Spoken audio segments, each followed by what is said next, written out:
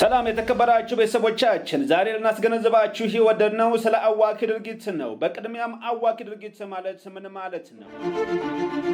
አዋኪ ድርጊት ማለት በማንኛውም ቦታ ገቢ ለማግኘት ወይም ለማስገኘት ተብሎ ጫት ማስቃም፣ ሺሻ ማስጨስ እንዲሁም በትምህርት ተቋማት ዙሪያ 200 ሜትር ራዲየስ ውስጥ ፊልም ወይም ቪዲዮ ማሳየት፣ የቀንም ይሁን የሌሊት ጭፈራ ተግባር ማከናወን፣ ማንኛውም አይነት አልኮል መሸጥ፣ ቁማር መጫወት ወይም ማጫወት፣ ራቁት ዳንስ ቤት፣ ፔንሲዮን ቤት እና ማሳጅ ቤት መክፈት ማለት ነው። አዋኪ ድርጊት መፈጸም የሚያስከትለው ጉዳት ምንድን ነው? የመጀመሪያው የመማር ማስተማር ስራዎችን ያስተጓጉላል። ለህፃናትና ለሴቶች ጥቃት መንስኤ ይሆናል። ወጣቶች ብቁና ንቁ ሆነው አምራች ዜጋ እንዳይሆኑ ያደርጋል። ለወንጀል መንስኤ ይሆናል። ተጠቃሚዎች ላይ የጤና የማህበራዊና ኢኮኖሚያዊ ችግር ይፈጥራል። የባህልና የሃይማኖት እሴቶች እንዲበረዙ ያደርጋል። የአመለካከትና የአስተሳሰብ መዛባት ያመጣል።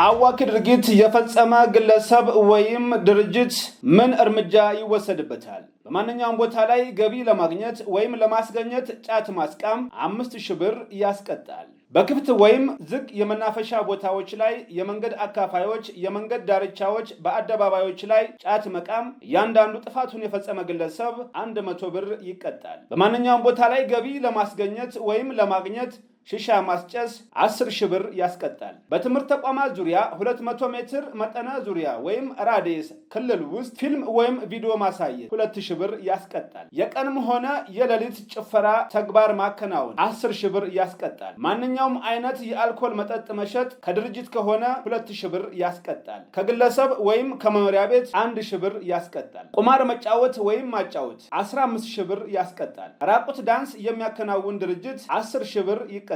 ፔንሲዮን ቤት መክፈት 10000 ብር ያስቀጣል። ማሳጅ ቤት መክፈት 15000 ብር ያስቀጣል። ለአዋኪ ድርጊትና መሰል ህገወጥ ተግባራትን ለሚፈጽሙ ተከራይ ንብረታቸውን የሚያከራዩ ደግሞ 3000 ብር ይቀጣሉ። ውድ ቤተሰቦቻችን ከላይ የተጠቀሱት ቅጣቶች እንዳሉ ሆነው ከዚህም በተጨማሪም አዋኪ ድርጊት የተከናወነበት የንግድ ወይም መኖሪያ ቤት ደንብ መተላለፉ እስኪቆም ድረስ የሚታሸግም ይሆናል። የአዲስ አበባ ደንብ ማስከበር ባለስልጣን ተጨማሪ አስተያየትና ጥቆማ ካለዎት ነፃ የስልክ መስመራችንን 9995ን ይጠቀሙ። አዋኪ ድርጊትን በመከላከል አምራች ብቁና ንቁ ዜጋ እንፍጠር። የአዲስ አበባ ደንብ ማስከበር ባለስልጣን